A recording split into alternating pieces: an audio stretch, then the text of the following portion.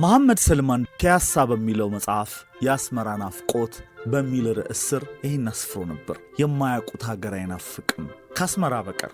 ይህችን ህልም የመሰለች ከተማ ሳስብ ክፉኛ የኔነት ስሜት ይወረኛል። ሁሌም እንደማውቃት እንጂ እንደማላውቃት ተሰምቶኝ አያውቅም።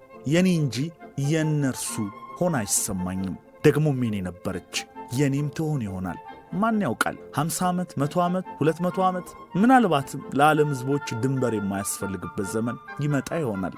የኦሮማዊው ጸጋዬ የባህር እንቁ የሚላትን ከባህር ጠለል በላይ በ7500 ጫማ ከፍታ የምትገኘውን አስመራን አውቃታለሁ። የዘንባባ ጫካዎቿን እንደ ገዛ ባንዳ፣ ሰንበል ጉዳይፍ፣ ገጀራት፣ ማይወላጮ፣ እደጋ ሐሙስ፣ ማይተመናይ ያሉ ውብ ሰፈሮቿን በበዓሉ ግርማ ጽሑፍ አሳምሬ ያውቃቸዋለሁ። ጸጋዬ አስመራ ውስጥ ያልወሰደኝ ቡና ቤት አለ እንዴ? ሰካራም አድርጎኝ ነበር እኮ።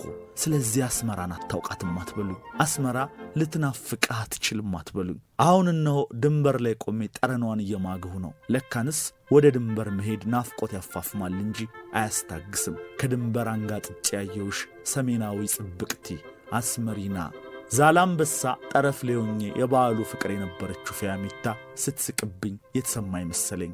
አባቴ ሙት ደደብነ እያለች።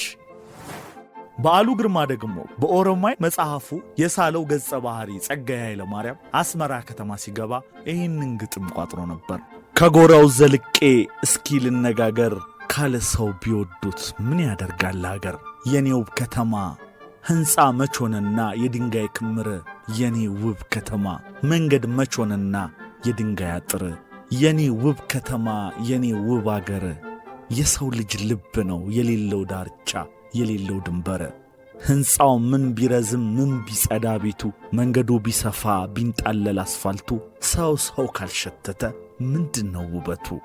ምን ቢነድ ከተማው ተንቦግቡጎ ቢጦፍ፣ ቢሞላ መንገዱ በሺህ ብርሃን ኩሬ፣ በሺህ ብርሃን ጎርፍ ምን ያደርጋል ምን ያሳያል ካለ ሰው ልብ ብርሃን። መሐመድ ሰልማን ፒያሳ በሚለው መጽሐፍ የአስመራ ናፍቆት በሚል ርዕስ ስር ይህን አስፍሮ ነበር። የማያውቁት ሀገር አይናፍቅም ከአስመራ በቀር። ይህችን ህልም የመሰለች ከተማ ሳስብ ክፉኛ የኔነት ስሜት ይወረኛል። ሁሌም እንደማውቃት እንጂ እንደማላውቃት ተሰምቶኝ አያውቅም። የኔ እንጂ የነርሱ ሆና አይሰማኝም። ደግሞም የኔ ነበረች፣ የኔም ትሆን ይሆናል። ማን ያውቃል? 50 ዓመት፣ 100 ዓመት፣ 200 ዓመት፣ ምናልባትም ለዓለም ህዝቦች ድንበር የማያስፈልግበት ዘመን ይመጣ ይሆናል። የኦሮማዊው ጸጋዬ የባህር እንቁ የሚላትን ከባህር ጠለል በላይ በ7500 ጫማ ከፍታ የምትገኘውን አስመራን አውቃታለሁ።